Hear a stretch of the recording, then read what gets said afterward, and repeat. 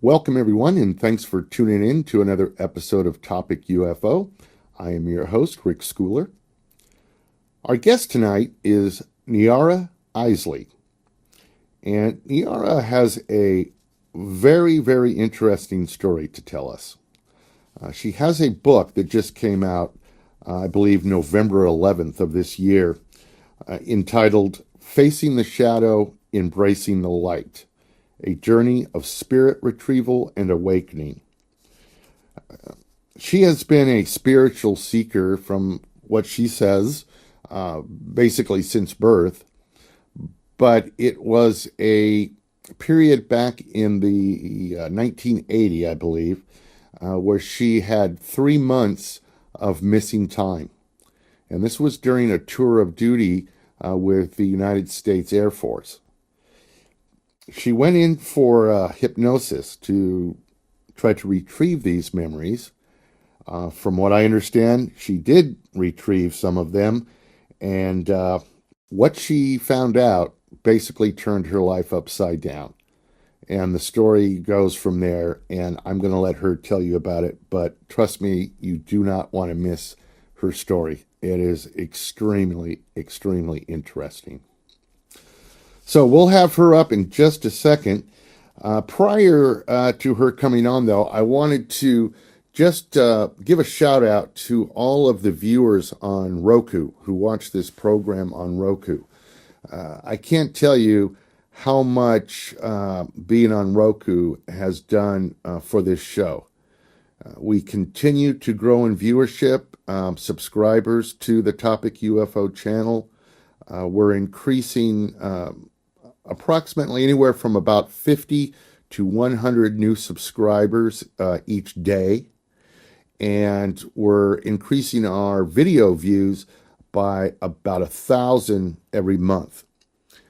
Now, we just went public on Roku in May of this year. So I think after the beginning of the year, it's really going to start picking up because I'm sure there's going to be a lot of people getting Rokus for Christmas. So I wanted to just thank all of you out there that have been watching the show on Roku. And of course, thank you to the YouTube viewers as well, because they are a big part of the viewership. So just wanted to give a shout out for that.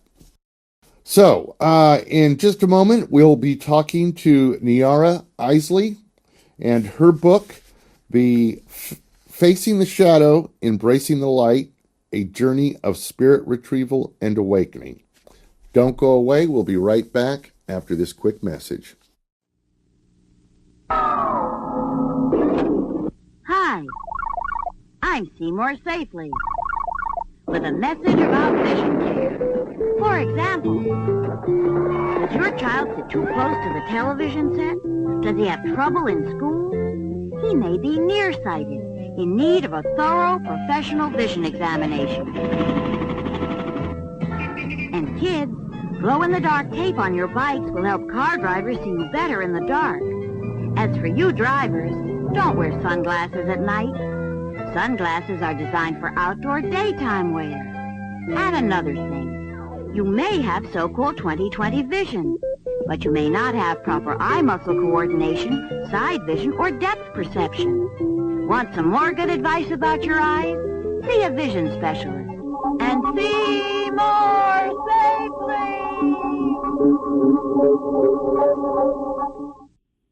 Well, welcome back, everyone.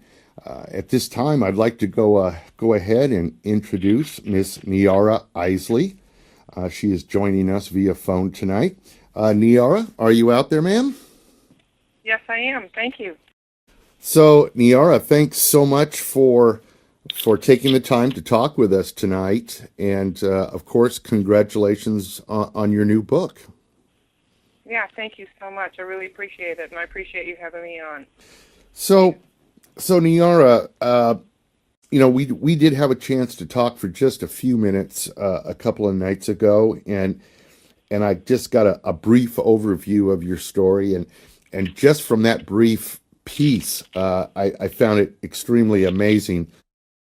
Does your story pretty much center from the 3 month block of missing time that you experienced in 1980?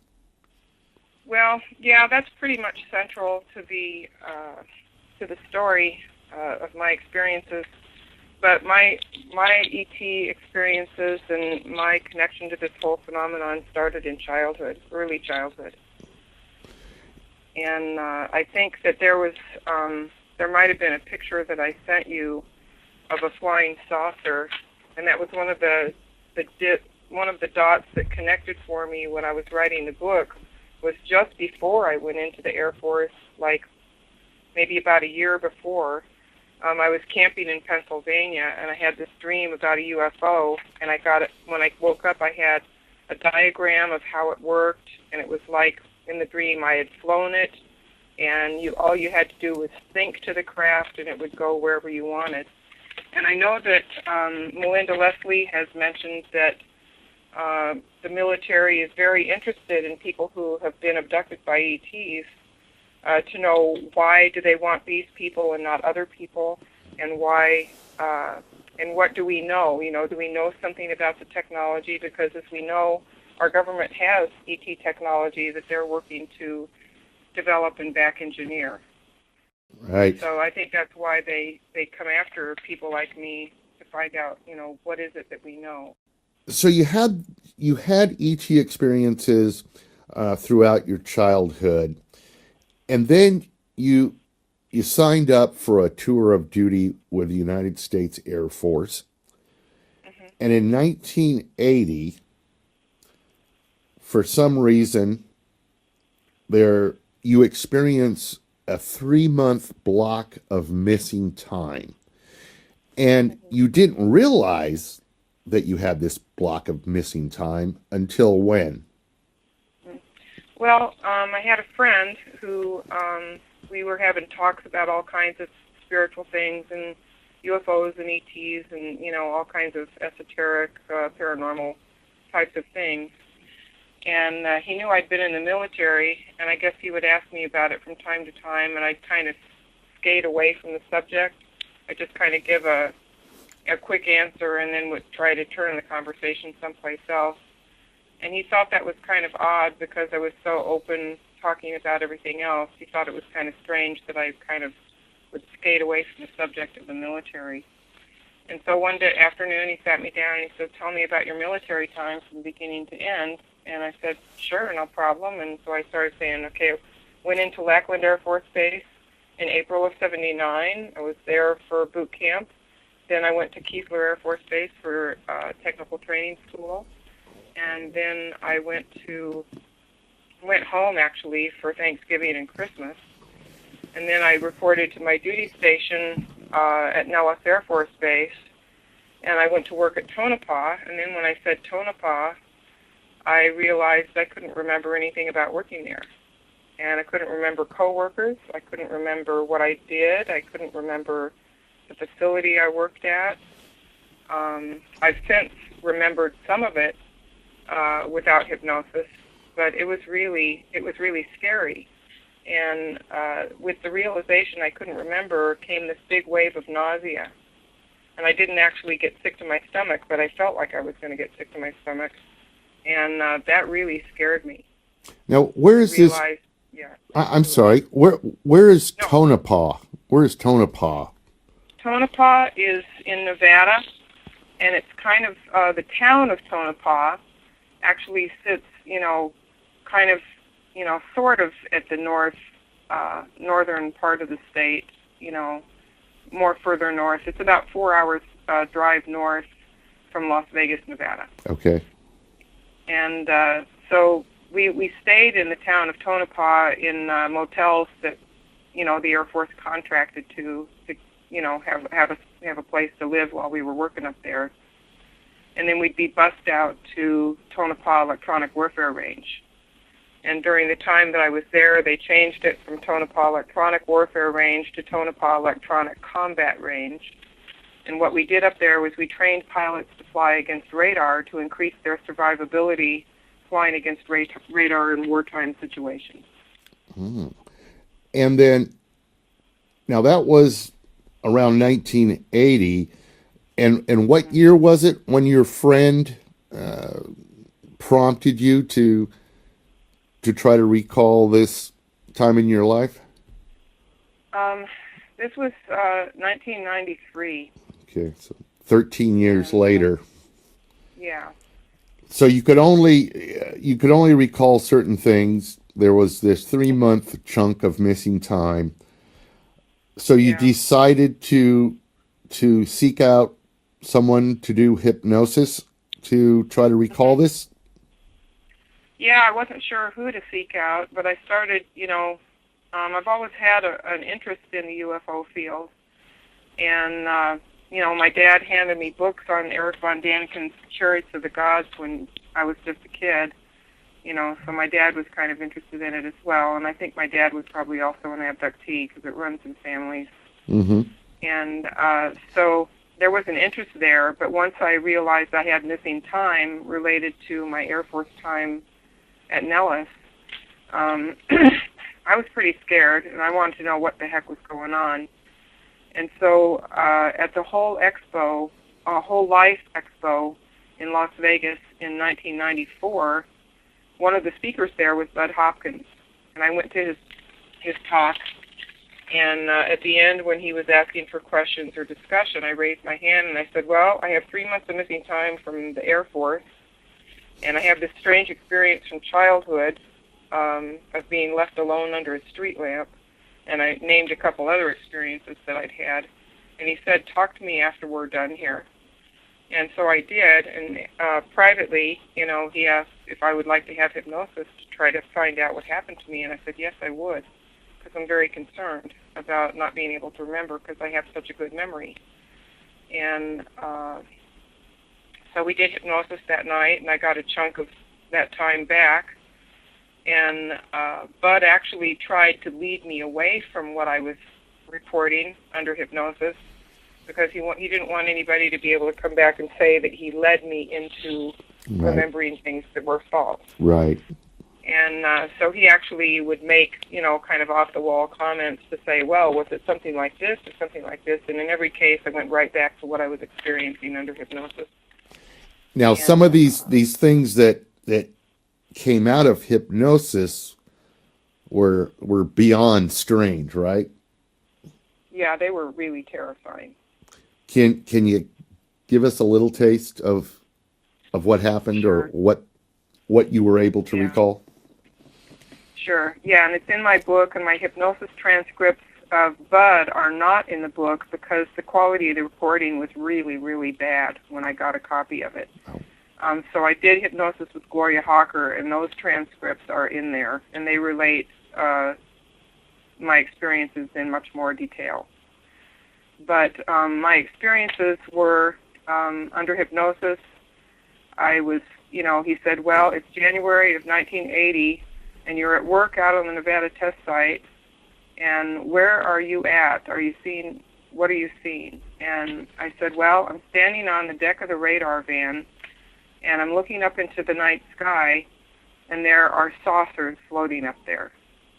And there's quite a few, and I don't really know exactly how many. I didn't count them. My attention was riveted on the closest one that I could see in the best detail. And it was kind of floating out in the sky fairly high beyond the radar dish away from the radar van.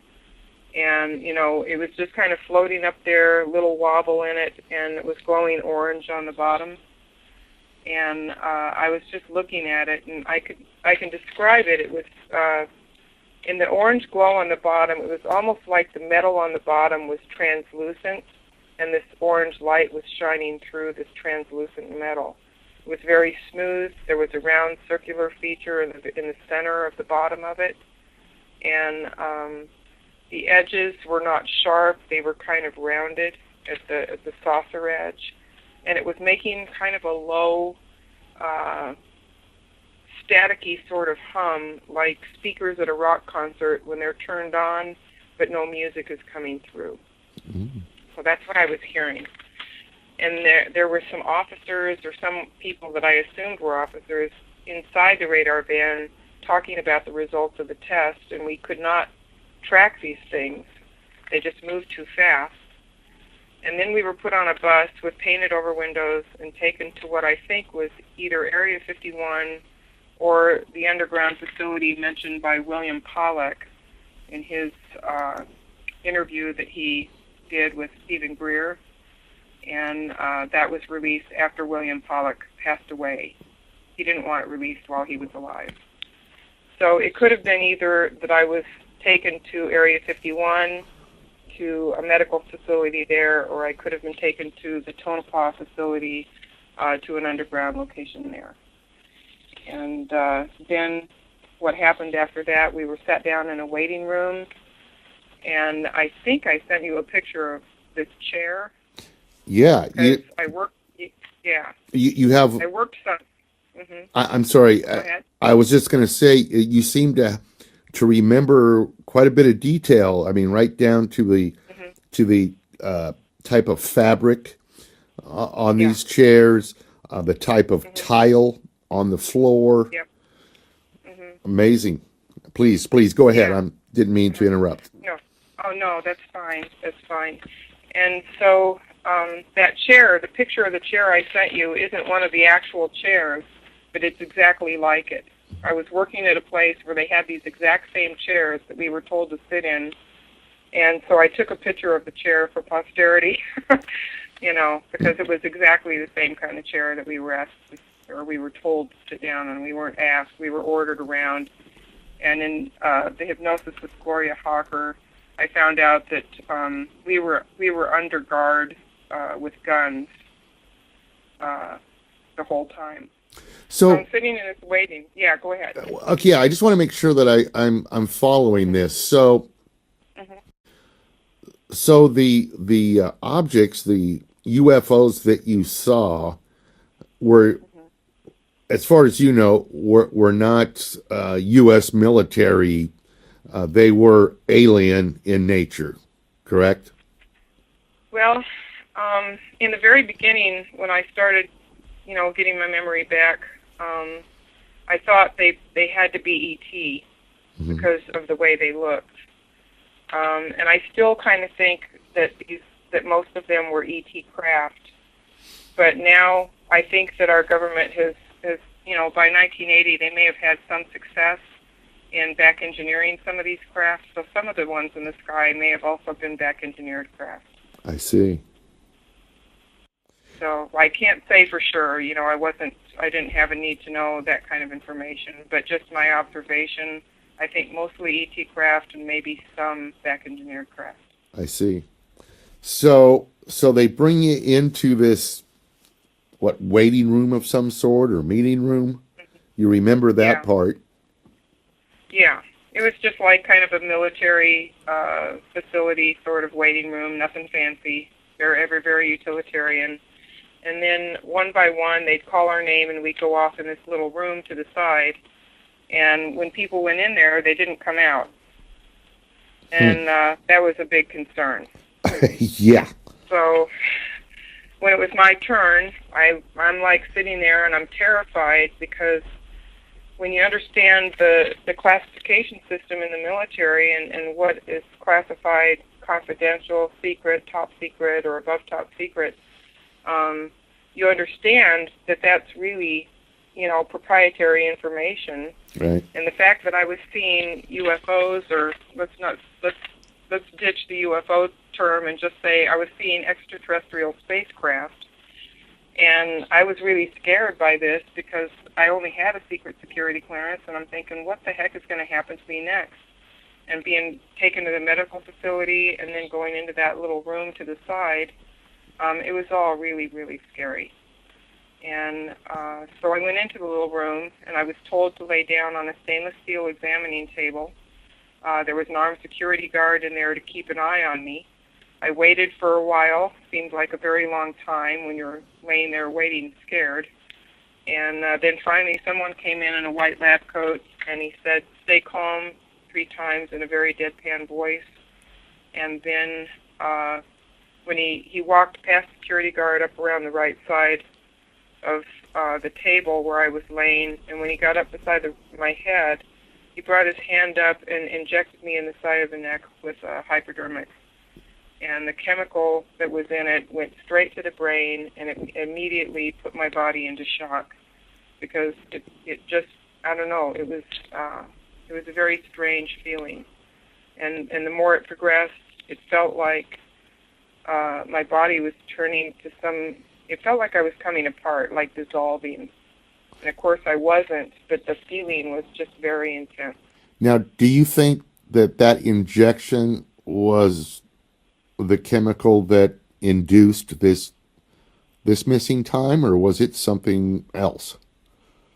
I think it was something else. I think it was some kind of experimental thing that they just wanted to see what it would do. And I had an odd thought come around, and I'll just throw it out here. I have no idea if it's true or not, but I have wondered in the ensuing years. It seems like the government is really trying to keep a finger on everything that's going on in the world right now. And I was wondering, there's people talking about ascension or, shifting to a fifth dimensional reality. Right. And I was wondering if they were trying to create a chemical that they could inject people with that would help them shift into a different dimension. Kind of spur the process on. Huh? Yeah. Or it would allow someone who hadn't spiritually evolved to enter the fifth dimension without doing the spiritual work to get there. I see. Yeah. So ascension on demand, basically. Yeah. Wow. Uh-huh. Yeah. Unreal. And I have no idea if that's true, but the idea occurred to me, and it really had kind of a resonance to it, so I just throw it out there just in case. You know what I find interesting? If a skeptic were to look at your story, you had made a comment that that you had always been interested in UFOs, and your dad had given you UFO books and stuff. But so much of what seems happened to you really didn't have anything to do with UFOs so much. I mean, there were a lot of other things that happened. The UFO part was just part of it, right? Yeah. So for someone to use that argument, oh well, she was into UFOs and that's why she thinks all this stuff. I don't see how that argument could be used. Yeah. Well, I know there's skeptics out there and doubters and disbelievers and everything else like that. And I want to say right here that I really don't have an investment in trying to get people to believe me. Right. I mean, I've written the book, but again, I've written the book for researchers, so they have another piece of the puzzle. I wrote it for my own healing. Right. Because one of the things, when you've been abused really badly, whether it's, some stepfather in a closet, when you're a little kid, or whether it's what happened to me, one of the ways in which you heal and take your power back is to confront your abusers. Right. And the only way that I could do that was to write this book. And I didn't believe this. And the thing about my military experiences, I had heard of little gray guys with big eyes when I was young, and in my looking at the UFO field. But military abductions, I had never heard of that. I had no idea that it went on. And so when these memories came out from seemingly some dark place in my subconscious, it was terrifying, and it just floored me. And you're talking today to a woman who's really, really healed a lot and has really worked hard to heal. That's but great. There was a time after the hypnosis with Gloria Hawker when about all I could do was sit on the sofa with my knees tucked up under my chin and my arms around them, and just rock back and forth and wonder, how am I going to live with these memories of just absolutely unthinkable cruelty?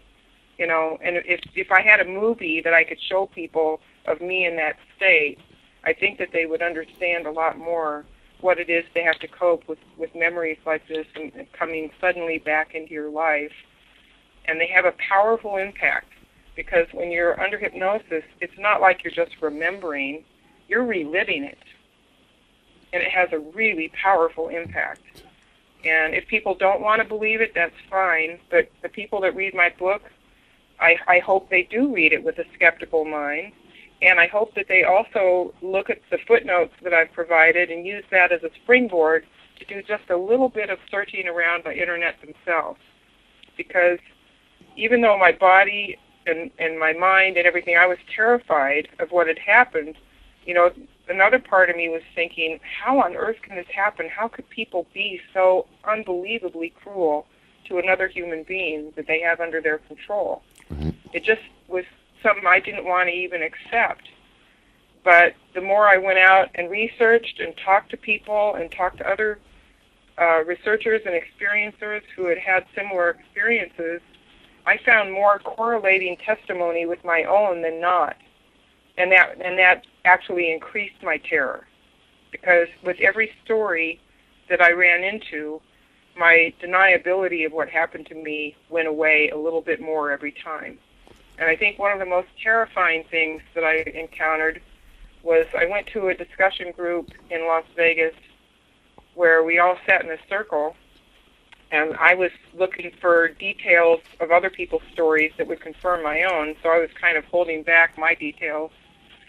And it came my turn to speak, and I said in the circle, I said, well, I had hypnosis with Bud Hopkins, and it seems like I was taken out in the middle of the night to test the radar on UFOs, and then I was taken to Area 51 where they did some kind of mind wipe procedure on me. And a guy across the circle said, did they stick you in the side of the neck with a needle too? Oh. And that was exactly what they had done, and I just got this terrible sinking and quicksand feeling. And when the group was done, I couldn't wait to get out of there. I just wanted to run away. And that's what I did. I just got in my car and drove away. Did anything, or can you remember anything, say, prior to or after this 3-month block of time that now looking back seems strange to you? Oh, yeah. Oh, really? A lot of things.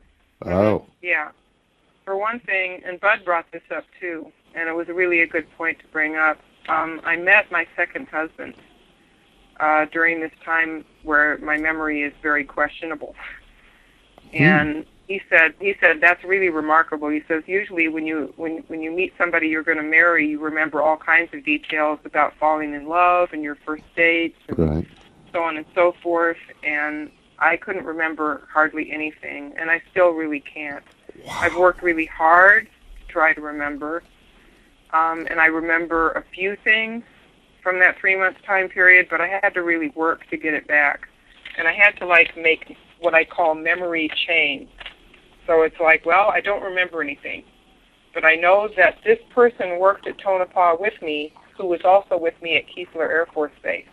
So I started thinking about that person, and that helped me kind of build a memory chain into other things, but nothing significant, you know. So I remembered her, and then there was another coworker that I remembered from my duty station following Nellis Air Force Base, and remembering her helped me remember a few more things about working there. But that was the process I had to do. I had to look at what I remembered that I knew was part of my Tonopah time, and then try to use that to build a memory chain into more of what I experienced. And I got things about social events, but I didn't get stuff about work at the test site. So I think where we stopped was that this doctor, or whoever he was, injected you in the neck with a hypodermic needle. Your body started to feel like it was basically dissolving. Is that pretty much where it ends, or were there additional things? Yeah, when I, after I had the shot, a couple security guards appeared on either side of me, kind of pulled me up off the table by each arm, and I was taken down a flight of very long stairs. And what I remember is just a long flight of stairs that went down. I didn't remember it being switchback stairs like most stairwells have. At the bottom of the stairs, there was a little room that I was dumped into, and the door locked behind me. And there was a one-way glass there that was mirror on my side. And it registered that it was there, and I had a feeling, I thought, my God, they're watching me go through the effects of this through that mirror. So I basically, but that was kind of a peripheral realization because I was going through some really intense fear from the effects of that injection and just laying there curled up in a ball trying to hold myself together. Then when the effects of the injection began to wear off, they opened the door. I was dragged out by the 2 security guards, and I was sexually assaulted by both security guards. Oh my God. So here I am already in shock and traumatized by the injection. Then I'm additionally traumatized by the rapes. And 8 people watched the rapes. So it was like, not only did I have to be raped, but they had 8 people watching this happen. And this Why is do the you kind of think? thing that was hard to accept. Why do you think? I mean, because some of the things that you're describing, are just completely terrible. Yeah. Why do you think the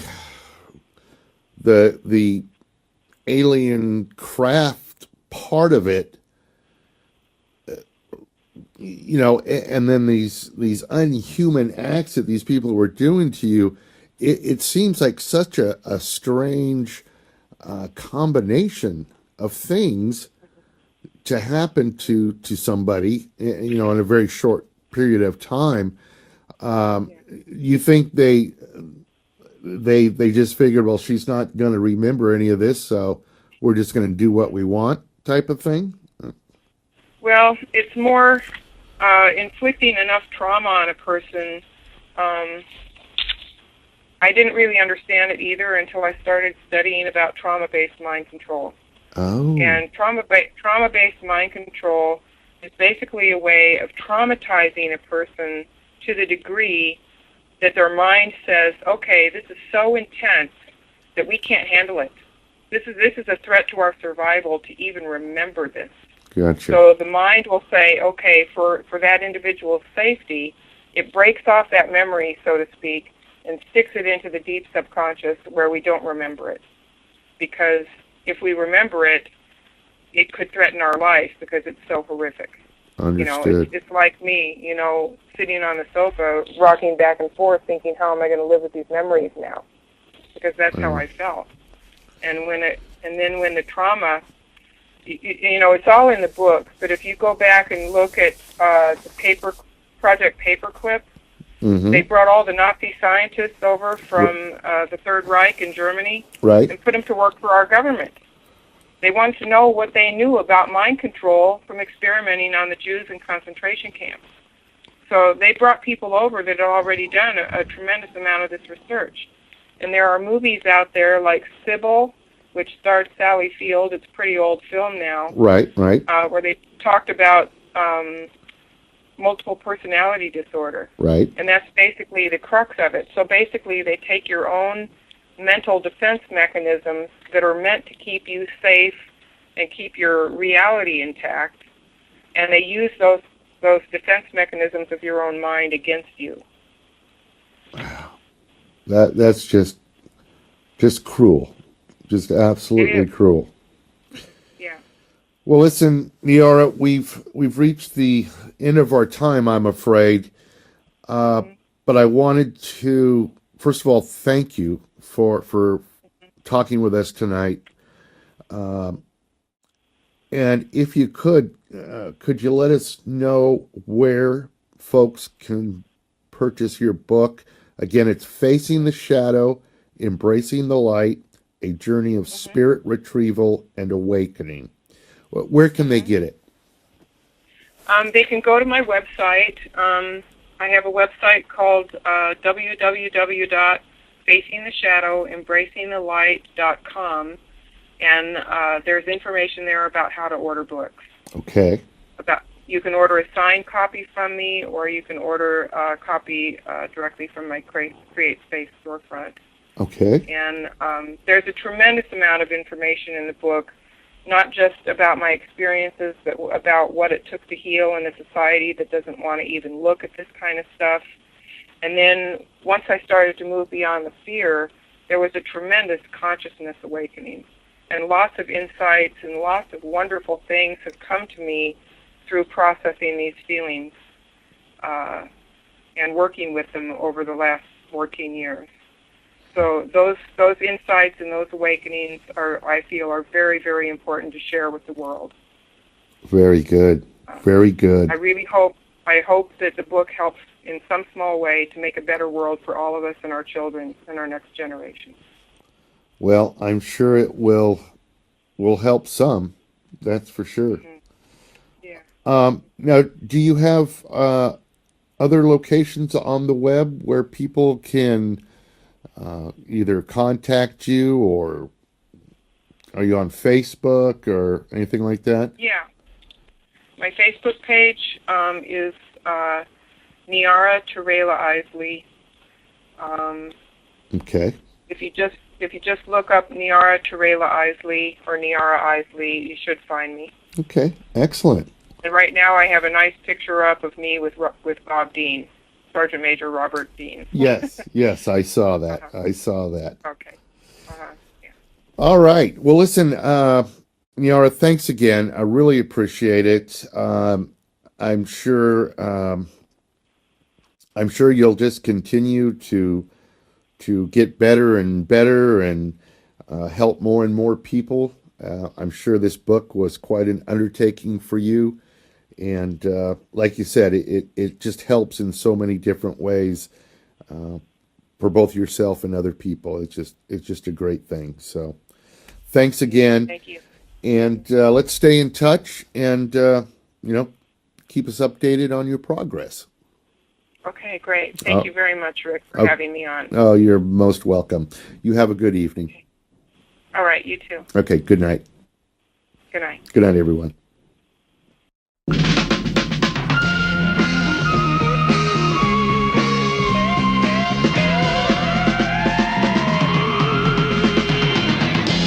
the door, you'll find the secret. To find the answer is to keep it. You'll believe it when you find something screaming across your mind. Green slime.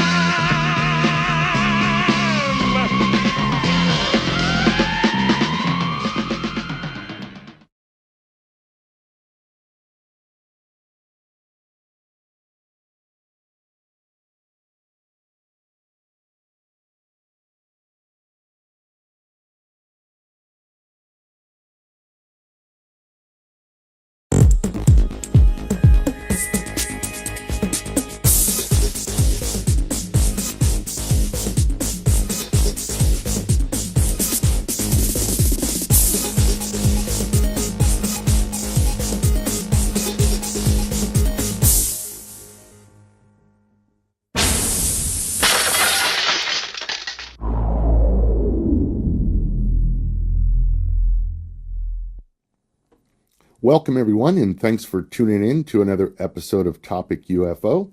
I am your host, Rick Schooler. Our guest tonight is Niara Isley. And Niara has a very, very interesting story to tell us. She has a book that just came out, I believe, November 11th of this year, entitled Facing the Shadow, Embracing the Light. A Journey of Spirit Retrieval and Awakening. She has been a spiritual seeker from what she says, basically since birth, but it was a period back in the 1980, I believe, where she had 3 months of missing time. And this was during a tour of duty with the United States Air Force. She went in for hypnosis to try to retrieve these memories, From what I understand, she did retrieve some of them, and what she found out basically turned her life upside down. And the story goes from there, and I'm going to let her tell you about it. But trust me, you do not want to miss her story. It is extremely, extremely interesting. So we'll have her up in just a second. Prior to her coming on, though, I wanted to just give a shout out to all of the viewers on Roku who watch this program on Roku. I can't tell you how much being on Roku has done for this show. We continue to grow in viewership, subscribers to the Topic UFO channel. We're increasing. Television set? Does he have trouble in school? He may be nearsighted, in need of a thorough professional vision examination. And kids, glow-in-the-dark tape on your bikes will help car drivers see you better in the dark.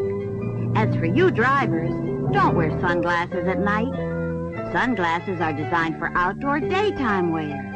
And another thing, you may have so-called 20/20 vision, but you may not have proper eye muscle coordination, side vision, or depth perception. Want some more good advice about your eyes? See a vision specialist. And see more safely! Well, welcome back, everyone.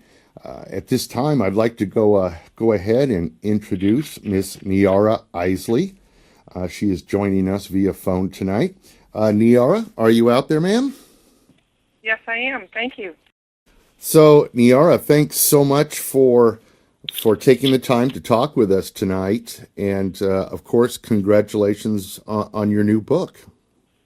Yeah, thank you so much. I really appreciate it, and I appreciate you having me on. So approximately anywhere from about 50 to 100 new subscribers each day. And we're increasing our video views by about 1,000 every month. Now, we just went public on Roku in May of this year, so I think after the beginning of the year, it's really going to start picking up because I'm sure there's going to be a lot of people getting Rokus for Christmas. So I wanted to just thank all of you out there that have been watching the show on Roku. And of course, thank you to the YouTube viewers as well, because they are a big part of the viewership. So just wanted to give a shout out for that. So in just a moment, we'll be talking to Niara Isley and her book, Facing the Shadow, Embracing the Light, A Journey of Spirit Retrieval and Awakening. Don't go away. We'll be right back after this quick message. Hi, I'm Seymour Safely, with a message about vision care.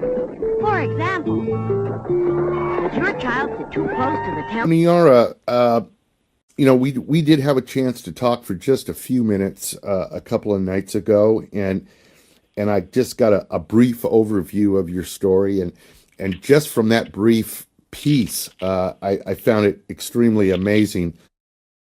Does your story pretty much center from the 3-month block of missing time that you experienced in 1980? Well, yeah, that's pretty much central to the story of my experiences. But my ET experiences and my connection to this whole phenomenon started in childhood, early childhood. And I think that there might have been a picture that I sent you of a flying saucer, and that was one of the dots that connected for me when I was writing the book. Was just before I went into the Air Force, like maybe about a year before. I was camping in Pennsylvania, and I had this dream about a UFO, and I got it when I woke up. I had a diagram of how it worked, and it was like in the dream I had flown it, and all you had